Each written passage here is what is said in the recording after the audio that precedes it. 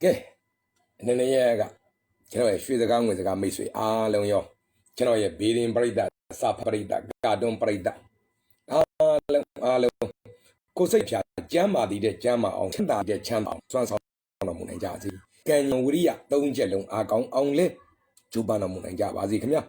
အထူးသဖြင့်အခုလိုကိုဗစ်ခုခံစစ်ကိုဆင်နွှဲနေကြစေအခါသမယမျိုးမှာမိမိတို့ရဲ့ကံစွမ်းနေဉာဏ်စွမ်းနေဝရိယစွမ်းတွေကိုယ့်ရဲ့ရှိတဲ့စွမ်းအစတွေအလဟတအချင်းချင်းဖြစ်စေပဲနဲ့ဒီစစ်ပွဲမှာအကောင်းဆုံးအသုံးချနိုင်ကြပါစေအကောင်းဆုံးအသုံးချပြီးတော့အောင်မြင်ကင်းအောင်ကြောတော်မူနိုင်ကြပါစေအဲ့ဒါလိုအောင်မြင်ကင်းစွာကြော်လွှားနိုင်ဖို့အတွက်လည်းပဲမိမိကိုမိမိကောင်းစွာစောင့်ရှောက်တော်မူနိုင်ကြပါစေရွတ်ဆောင်တော်မူကြပါစေလို့လည်းထပ်မံပြီးတော့ဆန္ဒပြုဆုတောင်းတိုက်တွန်းလိုက်ပါတယ်ခင်ဗျာချွေစကားငွေစကားအစီအစဉ်ကျွန်တော်ညစဉ်စူးစမ်းပြီးတော့တင်ဆက်ပေးလျက်ရှိပါတယ်ဗျာအဲ့အခု Johnny Page ကရဲ့နောက်တစ်ခုကကာတွန်းပြောင်းဆို Page ကရဲ့ဒါလိုက်လူပေးနေတာဖြစ်ပါတယ်ဗျကဲ Page မှာအစမပြင်းဟို Page ပေါ့ဟို Page မှာအစမပြင်းဒီ Page ပေါ့ဒီ Page နဲ့မတွေ့တဲ့မိတ်ဆွေများလည်းဟို Page တွေ့နေတာပေါ့ဟို Page နဲ့မတွေ့မိတဲ့မိတ်ဆွေများလည်းဒီ Page နဲ့တွေ့မိနေတာပေါ့နော်အဲ့ဒါအခုဆိုလို့ရှိရင်ဒီက Johnny Page မှာလာပြီးအားပေးနေကြတယ်ဖြူဖြူတဲ့နောက် AI အောင် YORK ဆိုတော့ကျွန်တော်လည်းအတန်ရုပ်တွေမထွက်တတ်တော့ဘူးเนาะဒူစားတဲ့ရင်တော့နဲ့နောက်ဆွေတဲ့300တီအလွမ်းနဲ့မလီတော်သေးတယ်300တီအလွမ်းကလည်းဇော်ကြီးနဲ့ရှင်ကုတ်မှာရုပ်တရက်ဖတ်လိုက်တော့တမယာစီဆိုတာမထွက်လာလို့နော်300တီအလွမ်းကြီးနောက် kiss me တဲ့ညစမ်းဝေးတဲ့ဖိုးဖေးလာဟလာ PHO PE နောက်ဇာဇာတဲ့မေခန့်တဲ့ဂျာညိုးတဲ့တီတီမေးတဲ့နွယ်တဲ့လာမင်းမေးတဲ့နောက်ခင်တဲ့တင်းရနန့်တဲ့ခိုင်ဝင်းထွန်းရင်ဦးကျော်မင်းနဲ့ဦးအောင်ငွေတာဝတိဖြစ်မယ်တနာလားနော်နောက်ခိုင်သဇင်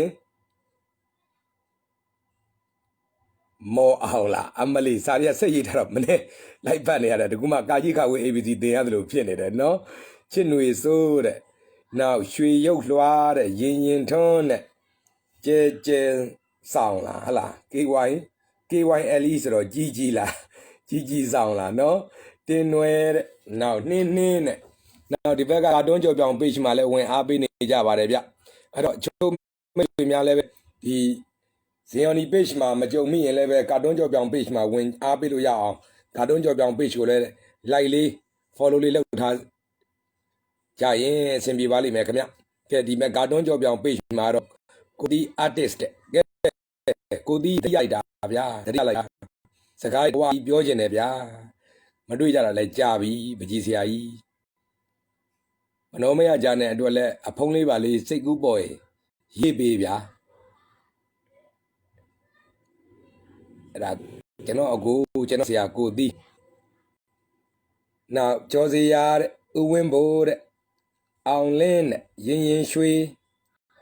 ညိုချောတဲ့တန်းချစ်သူတဲ့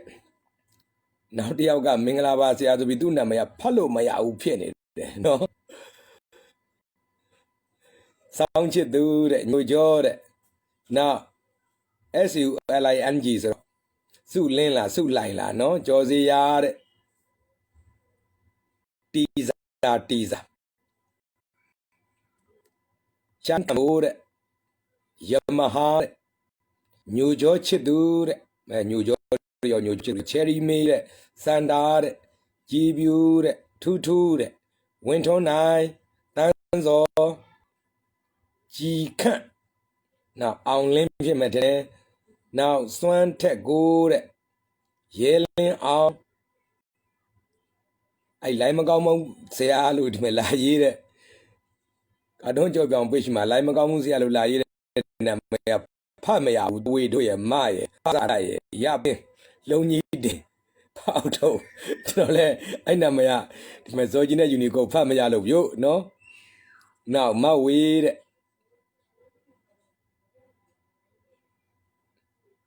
ရင်ရွှေတဲ့ဆရာလိုက်လေးနဲ့ဖုန်းနှလုံးက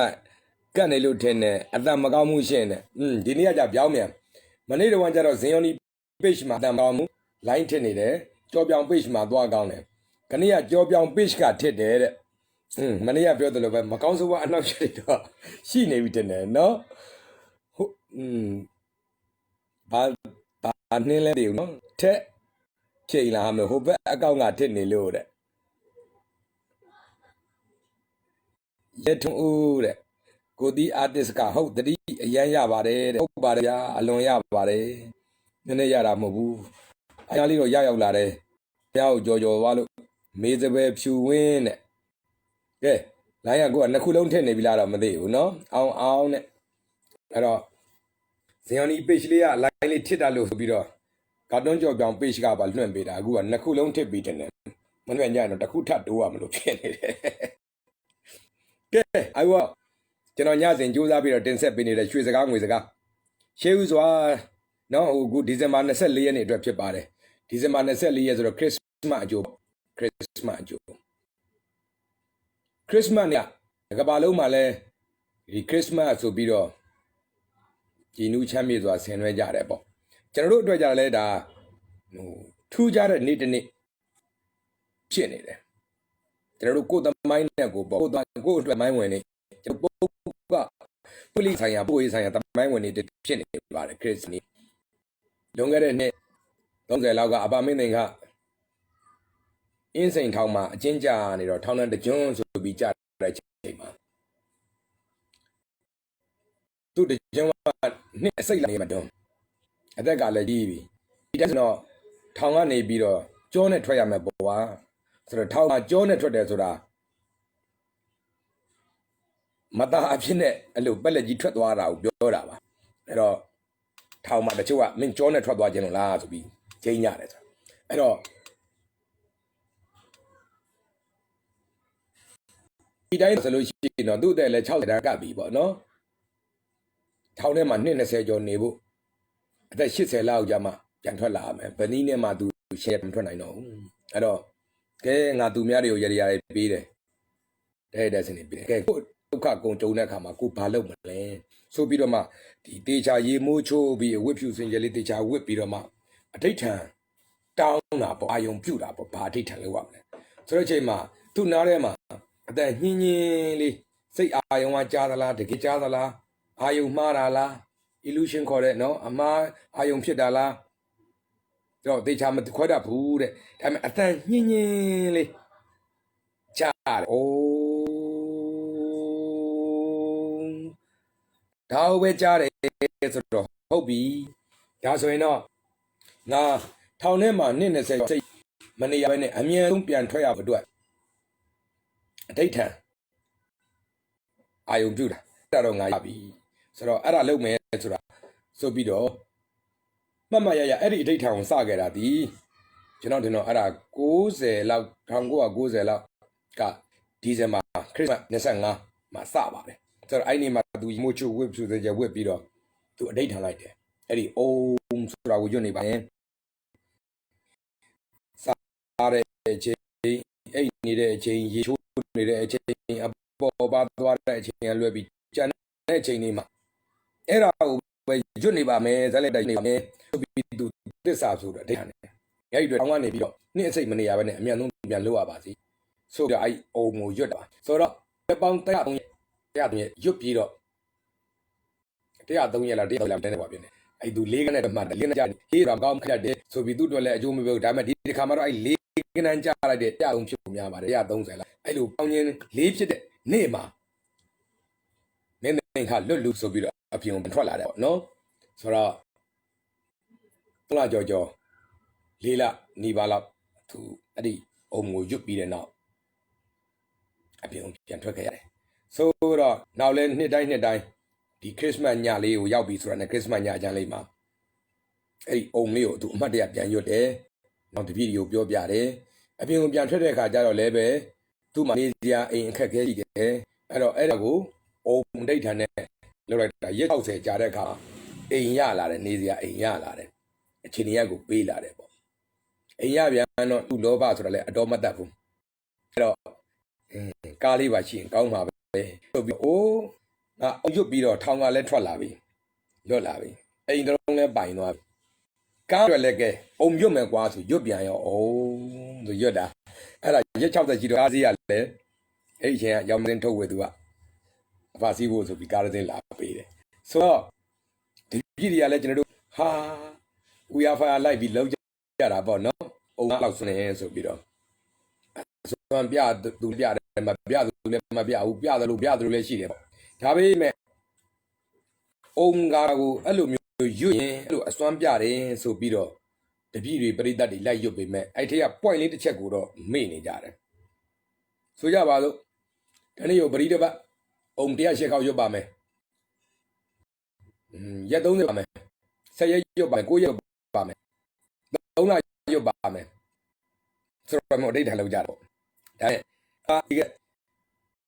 စားတဲ့ point တစ်ခုကိုလူတွေကမျက်စိအောက်တယ်ဒါပါမင်းသင်္ခါရဲ့မဟာမြန်ခရီးတဲ့စာ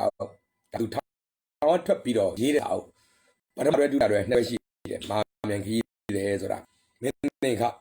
ထောင်ကနေထွက်ပြီးတော့ပထမဆုံးစရေးတဲ့ဝတ္ထုအားကြီးတယ်အဲ့ဒါကိုအခုမရလင်းစာပြီးမျက်ပွင့်စာပြီးအဘညီဆရာဦးတော်တို့တိုက်နေပြီးတော့မကြခင်ကထွက်ပါသေးတယ်အဲ့ဒီမဟာမြန်ခရီးတယ်ပထမရွက်ဒုတိယရွက်ဒါအထွက်တဲ့အောက်ထွက်တဲ့ဥစ္စာပါရှေ့မှာလည်း3ချိန်လောက်ရှိတော့နေတယ်နော်အဲ့ဒီခုကျွန်တော်တို့ရဲ့စကားတစ်ခွန်း point တစ်ခုပါလဲတော့အိတ်ချိန်သားချိန်ရေချိုးချိန်အပေါ်ပါချိန်အဲ့လိုကြံတဲ့မဖြစ်မနေတဲ့အလုပ်လုပ်တဲ့အချိန်ကလွဲလို့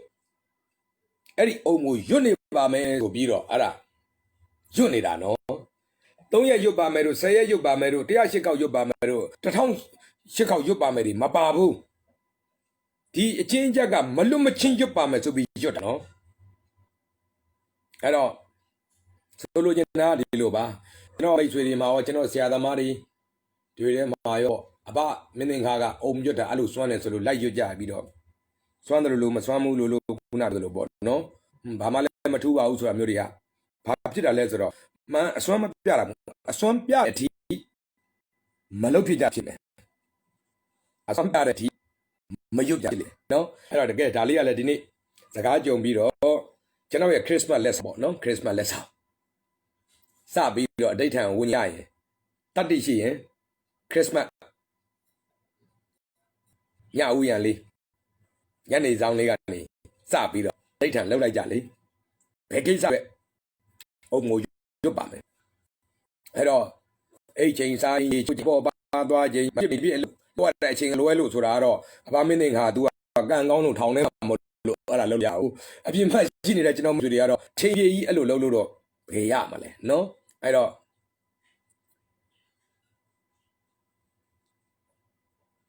ကိုအတိုင်းတာနဲ့ကိုပေါ့ဥမာမနေ့ကိုဘယ်နှခေါက်ညကိုဘယ်နှခေါက်ဘယ်နေ့ဆိုဘယ်နှခေါက်နေ့တိုင်းတော့ရွတ်နေပါမယ်နော်ဆိုပြီးတော့ချပေါ့အဲ့တော့ဒီဘက်လိုင်းတော်တော်ထစ်ဟန်တူတယ်ဒီဘက်မှာကဒီဘက်ဇင်ယွန်နီ page ကလိုင်းကထစ်နေလားမသိဘူးထစ်နေရင်အဲ့ကာတွန်းကြော်ပြောင် page မှာသွားပြီးကြည့်ကြပါဗျနော်ဒီမှာ ruby တဲ့ဘာအလုပ်ပဲလုပ်အစင်မပြေဘူးဖြစ်နေပါတယ်ဆရာတဲ့ဘာအလုပ်ပဲလုပ်အစင်ပြေတဲ့လူချင်းပြစမ်းပါခင်ဗျားတယောက်တည်းမပြေတာမဟုတ်ပါဘူးဗျာကြုံလည်းမပြေတာရှိတာပဲခင်ဗျာနော်တိုင်းပြည်ရဲ့ကောင်းကြီးတွေမှာလည်းမပြေတာလည်းရှိတာပဲကဘာနဲ့ကြည့်ပြီးအောင်ကြော်ကြားထွန်းပေါက်တဲ့လူတွေမှာလည်းမပြေတာတွေရှိနေတာပါပဲအဲ့တော့ခုန ruby ခင်ဗျားမကြွားသမ်းပါနဲ့မလို့ရှိရင်ခင်ဗျားတယောက်တည်းပဲအစပြေနေတယ်လို့ပါလို့ခင်ဗျားတော်တော်ကြွားတာပဲနော်ခုကြည့်ရှုထားတဲ့လူတွေမှာလည်းပဲအနည်းနဲ့အများအစမပြေတာရှိပါတယ်ဗျာကျုပ်ကိုယ်တိုင်တော့ပါပဲခင်ဗျားတို့ဒီမှာ live လွှင့်ပြောနေတာကိုဇင်ယွန်နီ page နဲ့ပြောပြီးခန့်ပြီးတော့လွှင့်တာဇင်ယွန်နီ page မှာ live ဖြစ်လို့ဘာလို့မရဘူးရေလည်းကျုံပါတဲ့စလဲလို့မရဘူးအဲ့တော့အားလုံးကြော်ပြောင်း page မှာသွားပြီးအားပေး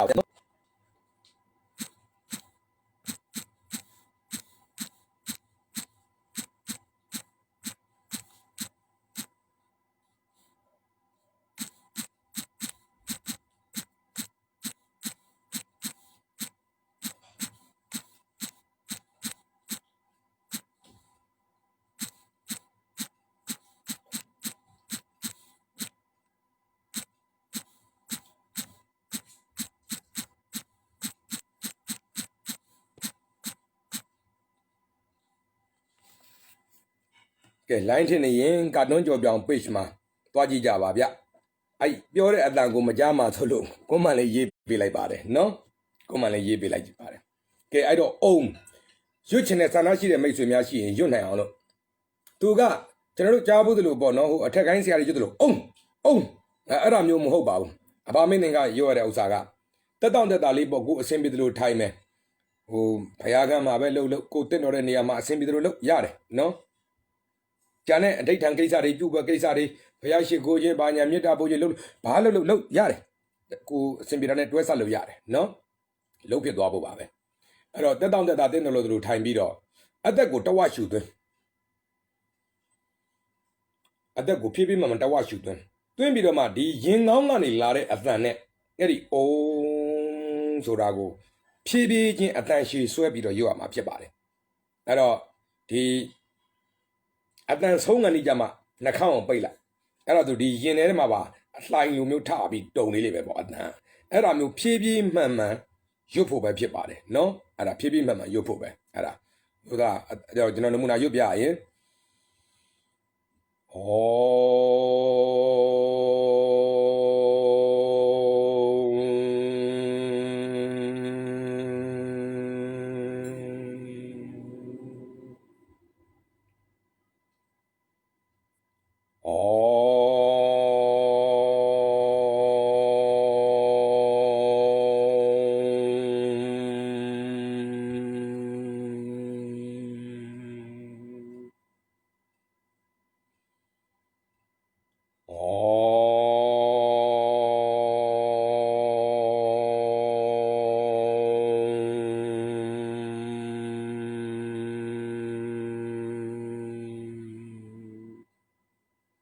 ကဲအဲ့ဒါအဋိဌာန်လေးနိုင်တော့လှုပ်ချင်ကြတဲ့မိတ်ဆွေများအဲ့ဒါလေးအသေးသေးဖတ်ချင်ရင်လည်းမင်းသင်္ကားရဲ့မဟာမြိုင်ခရီးသည်ဆိုတဲ့ဝတ္ထုနော်အဲ့ဒီမှာပထမဆုံးကလိပ်ပြတဲ့လိပ်ပြလွှင့်ခြင်းအကြောင်းအဲ့ဒါပြီးတော့မှဒုတိယအခန်းလိပ်ပြလွှင့်တတ်သူတဲ့နောက်တတိယအခန်းမှာကျမှခရစ်စမတ်ညတွင်ရွတ်တော်အောင်တဲ့ခရစ်စမတ်ညတွင်ရွတ်တော်အောင်တဲ့အဲ့ခုနကျွန်တော်ပြောခဲ့တဲ့အကြောင်းလေးရေးထားပါတယ်ဗျနော်အဲ့ဒါအသေးသေးဖတ်ကြည့်တဲ့မိတ်ဆွေများအဲ့ဒီမဟာမြိုင်ခရီးတဲ့ဝတ္ထုရှာပြီးဖတ်ကြည့်ကြပါနော်ကဲအခုကတော့ရွှေစကားငွေစကားဒီဇင်ဘာ24ရက်အတွက်ကျေးဇူးစွာတနင်္ဂနွေသားသမီးမိတ်ဆွေများဒီလိုနေ့တွေမှာကမတင်မကြမရေမြာကိစ္စတွေကိုပြက်ပြက်တတပိုင်ပိုင်နိုင်ဆုံးဖြတ်တဲ့နဲ့အထူးသဖြင့်အိမ်အဟောင်းနဲ့အသစ်လုပ်ငန်းအဟောင်းနဲ့အသစ်အစီအစဉ်အဟောင်းနဲ့အသစ်နှစ်မျိုးနှစ်ခွကြုံနေခဲ့ရင်အိမ်သစ်လုပ်ငန်းသစ်နေရာသစ်အစီအစဉ်အသစ်တွေဘက်ကိုဦးစားပေးပြီးတော့ဆုံးဖြတ်တဲ့နဲ့ကြီးကဲသူတွေမိဘဆရာကြီးကဲသူတွေရဲ့စကားကိုလမ်းညွှန်ချက်ကိုလိုက်နားထောင်ပြီးဆောင်ရွက်တဲ့ကိစ္စတွေအလုံးကောင်းပါတယ်နောက်အဝေးပြည်ပနဲ့ဆက်သွယ်ချိတ်ဆက်တဲ့ကိစ္စတွေတည်ယူပို့ဆောင်ရေးအတိအနှံရေတွက်ကုန်တစ်တန်တော့တဲ့အဲ့ဒါမျိုးတွေပို့ပြီးတော့အကျိုးထူအောင်မြင်နိုင်ပါတယ်ထီဝါဒနာပါရင်6ကနန်း9ကနန်းနဲ့စတဲ့ထီကိုထိုးအောင်ပါဒီလိုရက်တွေမှာခါတိုင်းရက်များတဲ့ဂျာမာရီတို့အန်ရီတို့ပို့ပြီးသတိပြုစေခြင်းပါတယ်နောက်တစ်ခုကတော့စတူတွဲပြီးလုပ်တဲ့ကိစ္စတို့စာချုပ်စာတမ်းစင်စရာကိစ္စတို့စံစီစေးစားတို့အဲ့ဒါလေးတွေအခက်အခဲအထင်ပေါ်လေးတွေဖြစ်တတ်ပါတယ်ငွေနဲ့ပတ်သက်ပြီးတော့မတင်မကြမရေမြတွေဂရုစိုက်စေခြင်းပါတယ်ငယ်ရွယ်သူတွေအတွက်ဆိုလည်းအချစ်ရေးကိစ္စမင်္ဂလာကိစ္စမှာဟိုဘက်ဒီဘက်အတိုင်းဝိုင်းနေညှိမြနှိုင်းမြဆိုတာလေးတွေခြုံလာတတ်ပါတယ်ကဲဒီလိုနေမျိုးမှာတနင်္ဂနွေသားသမီးမိတ်ဆွေတွေကမိမိတို့ရဲ့ရောင်းကုန်ပစ္စည်းတွေရောင်းအားတက်အောင်လုပ်ငန်းဆောင်တာတွေတိုးတက်အောင်ဆိုရင်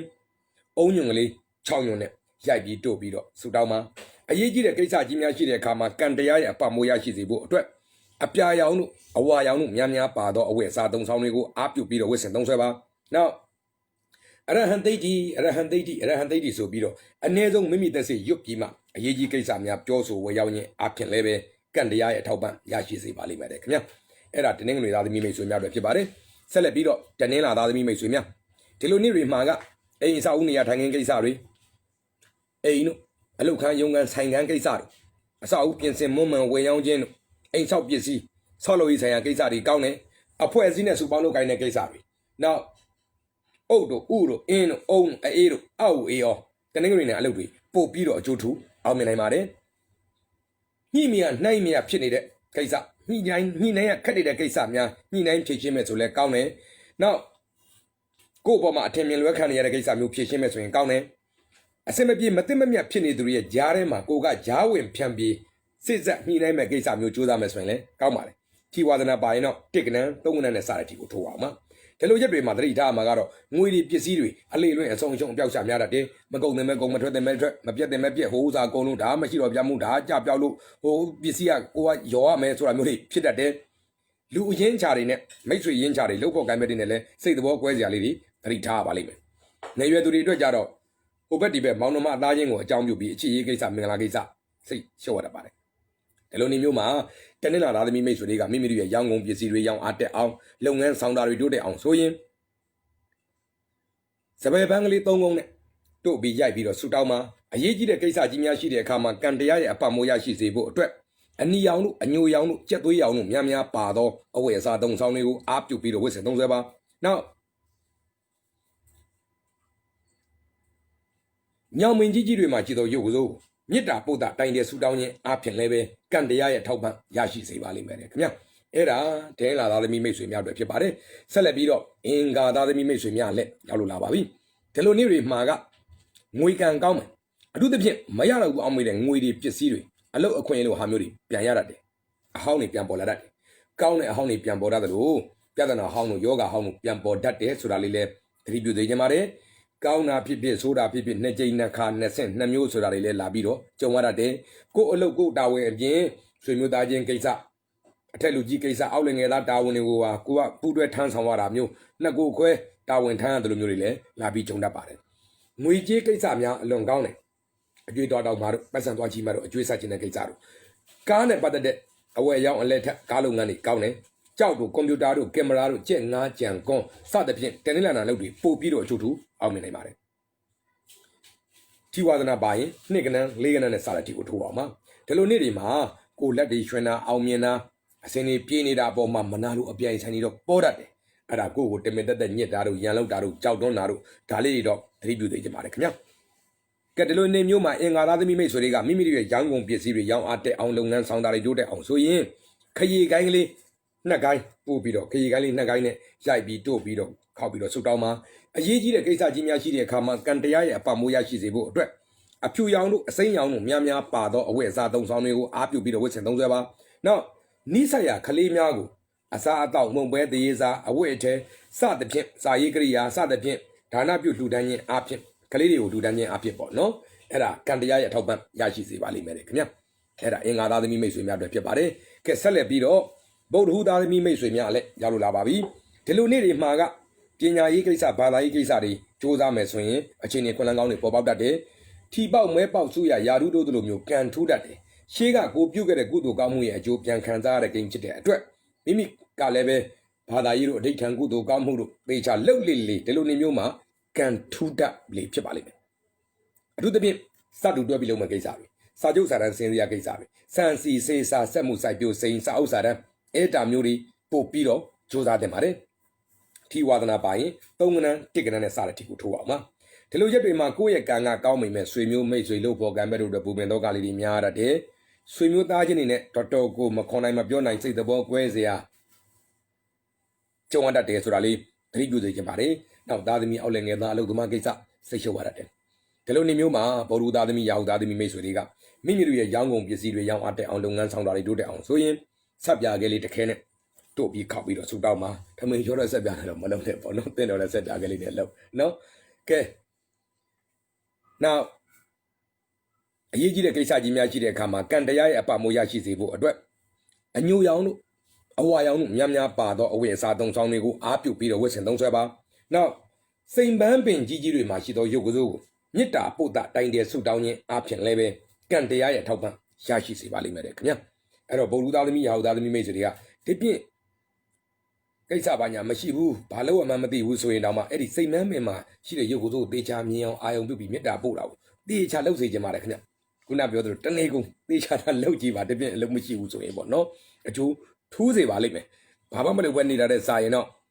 တခုခုထူးမှသိကြတယ်သို့တော့ကိုယ့်ရဲ့ကံအခမ်းပေါ်မှာမူတည်ပြီးတော့ရလာတဲ့တော့ကြွာကြမှာပေါ့နော်ကဲအခုကြာလာပရိသတ်သမီးမိတ်ဆွေများဒီလိုနေ့တွေမှာကလုပ်ငန်းအစီအစဉ်သစ်စမလား လက်ရှိလုပ်ငန်းကိုတိုးချက်အရှိန်မြင့်မလားကောင်းတယ်အပြန်အဆိုင်အကျိတ်နဲ့စူးစမ်းမဲ့ကိစ္စတွေကောင်းတယ်သားသမီးအောက်လည်းငယ်သားအလုပ်သမားတပြည်ပန်းကိစ္စစီမံခန့်ခွဲတာတွေကောင်းတယ်ရွှေတို့ရတနာပစ္စည်းလက်ဝယ်လက်စားနဲ့ပတ်သက်တာတွေရတနာလုပ်ငန်းနဲ့ပတ်သက်တာတွေကောင်းတယ်အလှကုန်းတို့အလှပြင်ဆိုင်တို့ fashion design တို့အမှုပညာအလှပရေးရနဲ့ပတ်သက်တာတွေဝက်ဝါလှေလှဲလက်ဖက်ရေးဆိုင်လျှက်စစ်ပစ္စည်းအဲ့ဒါမျိုးတွေအချို့ထူအောင်မြင်နိုင်ပါတယ်ထီဝါဒနာပါရင်လေးကနန်းခွန်ကနန်းနဲ့စားတဲ့ထီကိုထိုးအောင်ပါဒီလိုချက်တွေမှာသတိထားမှာကတော့အိမ်နီးချင်းကြောင့်ပတ်ဝန်းကျင်ကြောင့်ဘေးပတ်ဝန်းကျင်ဆိုင်မြိုင်ကြောင့်လုပ်ငန်းမြိုင်ကြောင့်စိတ်နှောက်ယှက်လေးတွေဖြစ်တတ်တယ်မိသားစုအတွင်းလုပ်ငန်းခွင်အတွင်းအဖွဲ့အစည်းတွေအတွင်းမှာလည်းပဲညှိမြနှိုင်းမြစိတ်သဘောကွဲစရာလေးတွေကြုံရတတ်တယ်ကြီးကဲသူတွေကိုမကောင်းမြင်ထင်လွဲတတ်တယ်ဆိုတာလေးတွေသတိပြုသိကြပါတယ်ကဲဒီလိုနေမျိုးမှာကြာတာပရိသတ်သမီးမိတ်ဆွေတွေကမိမိတို့ရဲ့ရောင်းကုန်ပစ္စည်းတွေရောင်းအားတက်အောင်လုပ်ငန်းဆောင်တာတွေတိုးတက်အောင်ဆိုရင်ရှောက်သီးကလေးတစ်လုံးနဲ့တို့ပြီးခောက်ပြီးတော့ဆူတောင်းမှာအရေးကြီးတဲ့ကိစ္စကြီးများရှိတဲ့အခါမှာကံတရားရဲ့အပံ့မိုးရရှိစေဖို့အတွက်အစိမ်းရောင်တို့အပြာရောင်တို့များများပါသောအဝတ်အစားသုံးဆောင်တွေကိုအားပြုပြီးတော့ဝတ်ဆင်သုံးဆွဲပါနောက်တန်ပုတ်တွေကားတာတော့အ ਨੇ ဆုံးမိမိသက်စိတ်ရုပ်ပြီးမှအရေးကြီးကိစ္စများပြောဆိုဝယ်ရောင်းခြင်းအပြင်လည်းပဲကံတရားရဲ့ထောက်ပံ့ရရှိစေပါလိမ့်မယ်လေခင်ဗျာအဲ့ဒါကြာတာပရိသတ်သမီးမိတ်ဆွေများအတွက်ဖြစ်ပါတယ်ဆက်လက်ပြီးတော့တောက်ကြာသားသမီးမိတ်ဆွေများအလက်ရောက်လာပါပြီဒီလိုနေ့တွေကိုဟောရတာကအလုံးဝမ်းသာဖို့ကောင်းပါတယ်ထူးထူးခြားခြားကြီးကြီးမားမားအောင်မြင်မှုတွေဝမ်းသာစရာကြီးတွေဆိုတာဒီကိန်းမျိုးမှာကြုံတတ်ပါတယ်ဗျကဲအဲ့တော့ကံကြမ္မာရွှေမိုးငွေမိုးကတော့ရွာပါပြီမိုးရရအောင်ခံမှုကတော့ကိုတာဝဲနော်ဘေးရင်ဆရာပြောတိုင်းဟာချလောင်းဆိုပြီးတော့မဖြစ်ပါဘူးဗျာကိုစူးစမ်းစရာရှိတာစူးစမ်းနေသူတွေအားထုတ်စရာရှိတာအားထုတ်နေသူတွေအတွက်တော့ဒါလေးတွေအပံမိုးဖြစ်မှာပေါ့နော်ကဲအဲ့တော့တောက်ကြသားသမီးမိတ်ဆွေတွေဒီလိုနေ့တွေမှာတန်ဖိုးကြီးပစ္စည်းတွေဝယ်မဲ့ရောင်းမဲ့ကိစ္စအောင်မြင်နိုင်တယ်နောက်ကုန်ပစ္စည်းတူလောင်မဲ့ကိစ္စမျိုးကောင်းတယ်အထက်အလိတ်တို့ထီဖက်နတ်တို့လျှက်စစ်ပစ္စည်းတို့ဓာတ်စီဒီဇယ်ဓာတ်တို့နှံနွားစနေနယ်လုပ်ငန်းတွေနိုင်ငံခြားလူမျိုးကြားဌာနဆိုင်ရာတွေနဲ့ဆက်နွယ်ချိတ်ဆက်လေလံကန်ထွက်တို့လုပ်ငန်းမျိုးတွေပို့ပြီးတော့အကျိုးထူအောင်မြင်နိုင်ပါတယ်ထီဝါဒနာပါရင်တော့ခွန်ကနန်းလေးကနန်းနဲ့စားတဲ့ထီကိုထိုးအောင်ဒီလိုရက်တွေမှာသတိထားမှာကတော့တောက်ကြသားသမီးမိတ်ဆွေတွေကသားသမီးအောက်လင်ငယ်သားအလုပ်သမားကိစ္စသတိထားပါလက်ဝတ်လက်စားရတနာပစ္စည်းကိစ္စရေတွင်းရေကန်ရေပိုက်ကိစ္စသတိထားအရေးကြီးတဲ့စာချုပ်စာတမ်းစင်စရာကိစ္စများသတိပြုသိကြပါတယ်နောက်ဒီလိုရက်တွေမှာကိုယ့်စီကိုအရက်ပလင်းလိုဟာတွေလက်ဆောင်ဝင်လာရင်မကောင်းဘူးအာလူဝက်သားဟင်းအဲ့ဒါမျိုးလက်ဆောင်ဝင်လာရင်ချက်ချင်းပြန်ထုတ်စေခြင်းပါတယ်အဲ့ဒီမိတ်လေးကကို့မှာလာပြီးအနောက်ချက်ဖြစ်တတ်လို့ကဲဒီလိုနေမျိုးမှာတောက်ကြသားသမီးမိတ်ဆွေတွေကမိမိတို့ရဲ့ရောင်းကုန်ပစ္စည်းတွေရောင်းအားတက်အောင်လုပ်ငန်းဆောင်တာတွေတိုးတက်အောင်ဆိုရင်ထိတ်ရခလေးတစ်ခဲနဲ့တို့ပြီးခောက်ပြီးတော့ဆူတောင်းပါအရေးကြီးတဲ့ကိစ္စကြီးများရှိတဲ့အခါမှာကံတရားရဲ့အပံ့မိုးရရှိစေဖို့အတွက်အနဲ့ရောင်တို့အစိမ်းရောင်တို့များများပါသောအဝတ်အစားသုံးဆောင်တွေကိုအားပြုပြီးတော့ဝတ်ဆင်သုံးဆွဲပါနောက်ကိုပင်ကြီးကြီးတွေမှာရှိသောရုပ်ကစိုးကိုမေတ္တာပို့တာပိုင်တဲ့ဆူတောင်းခြင်းအပြင်လည်းပဲကံတရားရဲ့ထောက်ပံ့ရရှိစေပါလိမ့်မယ်ခင်ဗျာအဲ့ဒါတောက်ကြသားသမီးမိတ်ဆွေများအတွက်ဖြစ်ပါတယ်ကုညဆရာအတန်ကြီးချက်အတန်မကြီးတဲ့လူတွေကမကြီးလို့တဲ့အတန်မကြီးအောင်များမကရုပ်ပါပြောင်းသွားလို့ဆိုလူကတွေးလိုက်သေးတယ်ကြီးတဲ့လူကကြီးဆိုတော့နော်မကောင်းဆိုးကရွာသူကဟိုဘက်ချမ်းနှောက်ချစ်လိုက်ဒီဘက်ချမ်းမနှောက်ချစ်လိုက်ဖြစ်နေပြီလားမသိဘူးနော်ကဲစနေသားသမီးမိတ်ဆွေများလည်းရောက်လို့လာပါပြီခင်ဗျာစနေသားသမီးမိတ်ဆွေများဒီလိုနေ့တွေမှာကစိတ်တို့ဒေါသထွက်เสียပေါက်ကွဲเสียတွေများတတ်တယ်ကိုယ်ကိစ္စအပြင်သူများကိစ္စတွေပါဂျာညခေါင်းခါဆိုတာမျိုးတွေနော်အဲ့ဒီမှာစိတ်တွေတိုးပြီးတော့ပြဿနာသေးသေးကနေကြီးကုန်တတ်တယ်ဆိုတာလေးသတိပြုသိကြပါတယ်သူများအဆိုးကကိုယ်အဆိုးသူများအလုံးကကိုယ်အလုံးနေဖြစ်ကုန်တယ်ဆိုတာလေးတွေသတိထားစေကြပါတယ်ကိုယ်ဒုက္ခကိုမရှာနဲ့ဆိုတဲ့စကားလိုပဲဒုက္ခကိုနားလေးမှာကတ်နေတယ်ကိုသွားပြီးတော့မထိနဲ့မသိကြအောင်စောင်းနေတောင်းကိစ္စပါဇက်ပိတ်မျက်စိပိတ်နားပိတ်အဲ့လိုလေးအေးလူလေးနေတာအကောင်းဆုံးဖြစ်ပါလိမ့်မယ်တစွတ်တီထိုးပြီးတော့အဝယ်မအယောင်မငွေမပစ္စည်းမအဆုံးပြတ်မှာဖြစ်တတ်တယ်ဆိုတာလေးသတိပြုသိကြပါတယ်ကဲဒီလိုနေမျိုးမှာဘာတွေကောင်းမလဲဆိုရင်တော့ပညာရေးကိစ္စဘာသာရေးကိစ္စတွေကောင်းတယ်ဖုန်းကိစ္စဖုန်းအကောင်းသားဝယ်ချင်တာတို့လက်ဆောင်ရတာတို့ဖုန်းနဲ့ပတ်သက်ပြီးအောင်မြင်တာအဆင်ပြေတာတို့နော်ပရိဘောဂနဲ့ပတ်သက်တဲ့ရွေချက်တွေအောင်မြင်တာတို့မြေအယောင်ဝယ်ကိစ္စနော်မြေပွဲစားကိစ္စတွေအဆင်ပြေတတ်တယ်အမွေနဲ့ပတ်သက်တဲ့ကိစ္စစီမံခန့်ခွဲတာမျိုးအဆင်ပြေတတ်တယ်ပရိဘောဂတို့ပဲတို့ပြောင်းတို့ပန်းတို့ပဒိန်ပကြီးပပုမုံအဲ့ဒါမျိုးတွေပို့ပြီးတော့အကျိုးထူအောင်မြင်နိုင်ပါတယ်ခင်ဗျနာမည်ကြီးထမငတ်ဆိုတော့ဖြစ်တတ်တယ်အလုပ်တွေကအရန်အဆင်ပြေတော့ဘေးကအထင်ကြီးကြည့်ပြီးကိုအပူတွေကအကူကြီးလာတောင်းပတ်စံနေလာချီဒီမှာလဲစိုက်က200စိုက်ကစီဖို့တက်ထောင်းဘယ်လိုက်ရှာမှမသိဆိုတာဖြစ်တတ်တယ်တွက်ကြည့်လိုက်ရင်တော့ဘယ်ကနေဘလောက်ရမှာကွာဘသူစီကဘလောက်ရစရာရှိတယ်ရစရာတွေလေထဲမှာတော့ရှိတယ်အိတ်ထဲမှာမရှိဘဲနဲ့ကိုတောင်မှပဲငါပတ်စံလေး200လောက်ကြီးပါအောင်ဆိုတာမျိုး ဖြစ်တတ်ပါတယ်အဲ့တော့အလုပ်လုပ်တဲ့အခါမှာငွေလေးနဲ့တော့ချိန်ဆပြီးလုပ်ပါအလုပ်တွေကောင်းသလောက်နော်ငွေကန်နေနေတယ်ဆိုတာလေးသတိပြုသေးချင်ပါတယ်ထီဝါဒနာပါလို့ထိုးခြင်းငါးကနန်းကိုအဓိကထားထိုးပါငါးကနန်းနော်အထူးသဖြင့်ကိုယ့်စီကိုဘာသာရေးပုံတော်တို့တရားခွေတို့တရားစာအုပ်တို့လက်ဆောင်တော်ပုံမျိုးဝင်လာကြွလာရင်အိမ်မက်ထဲမှာဖရာတို့ယဟန္တာတို့ထူကြဖူးရမှုဖြစ်ရင်အဲ့ငါးစတို့ငါးကနန်းများများပါတဲ့ထီတို့ဒါမှမဟုတ်လေပေါင်းချင်းငါးတို့အဲ့ဒါနဲ့ထိုးသေးချင်ပါတယ်ကဲတလူနေမျိုးမှာစနေသားသမီးမိတ်ဆွေတွေကမိမိတို့ရဲ့ရောင်းကုန်ပစ္စည်းတွေရောင်းအားတက်အောင်လုပ်ငန်းဆောင်တာတွေတိုးတက်အောင်ဆိုရင်ကစွန်းညုံကလေး၃ညွန်းနဲ့ရိုက်ပြီးတိုးပြီးတော့ဆူတောင်းမှာအရေးကြီးတဲ့ကိစ္စကြီးများရှိတဲ့အခါမှာကံတရားရဲ့အပံ့ပိုးရရှိစေဖို့အတွက်အဝါရောင်တို့အပြာရောင်တို့များများပါသောအဝတ်အစားသုံးဆောင်တွေကိုအားပြုပြီးတော့ဝတ်ဆင်သုံးဆွဲပါနောက်ဗတောက်ပင်ကြီးကြီးတွေမှာရှိသောယုတ်ကစိုးကိုမေတ္တာပို့တာတိုက်တဲ့ဆူတောင်းခြင်းအားဖြင့်လည်းပဲကံတရားရဲ့ထောက်ပံ့ရရှိစေပါလိမ့်မယ်ခင်ဗျာကဲအနေနဲ့ကမိတ်ဆွေများအတွက်ဒီစီစဉ်လေးကအသုံးတဲ့တာအကျိုးထူးကြတယ်ဆိုတာပြန်လဲကြားသိရတဲ့အတွက်ဝမ်းသာမိပါတယ်ခရစ်စမတ်နေ့25ရက်နေ့ကျွန်တော်တို့အဘမင်းမင်းခါရဲ့ဘဝမှာအရေးကြီးတဲ့နေ့တစ်နေ့ဖြစ်ပါတယ်သူအုံဆိုတဲ့အဋ္ဌံစပြီးတော့ဝင်ပြီးတော့အချင်းကြအခက်အခဲနဲ့လွတ်မြောက်အောင်စကြိုးစားခဲ့တဲ့နေ့လေးအမတ်တရနေ့လေးပေါ့နော်ဆိုတော့ကျွန်တော်တို့နှစ်တိုင်းကတော့ကျွန်တော်အစီမှာနိစ္စရာအဘမင်းမင်းခါရဲ့တပည့်တွေပြိတ္တတွေတပြောတော်ဘာကြီးစုပြီးတော့ဒီခရစ်စမတ်ညနေဆောင်ပေါ့ဗျာ25ရက်ညနေဆောင်ဆိုရင်ကျွန်တော်စီမှာစုပြီးတော့လက်ဖက်ရည်တောက်ကြအဘအမတ်တရလက်ဖက်ရည်တောက်မုံရင်းကားတွေစားအုံအမတ်တရရွတ်ပြီးအုံဒိဋ္ဌံယူကြဆိုတာမျိုးအမတ်တရလောက်ကြပါတယ်ဒီနှစ်ကတော့ကိုဗစ်ကြောင့်ကဲကိုအိမ်မှာကိုပဲကိုစီအုံအမတ်တရပြုလုပ်ကြမှာဖြစ်ပါတယ်စိတ်ပါဝင်သားတဲ့အနေနဲ့ကမိတ်ဆွေများလည်းပဲလှုပ်ချင်ရင်အဲ့ဒီအုံဒိဋ္ဌံလေးလှုပ်ကြည့်ပေါ့နော်ရှေ့မှာကျွန်တော်နမူနာလေးရွတ်ပြထားတယ်ဟုတ်လားကဲကိုဗစ်ကိုလည်းဂရုစိုက်ပြီးတော့ကျွန်တော်တို့အားလုံးကြမ်းကြမ်းမှချမ်းသာသာပြန်လည်ဆုံစည်းခွင့်ရရှိအောင်ကြိုးစားတော်မူနိုင်ကြပါစေဆုံးကြပါအောင်မယ်နော်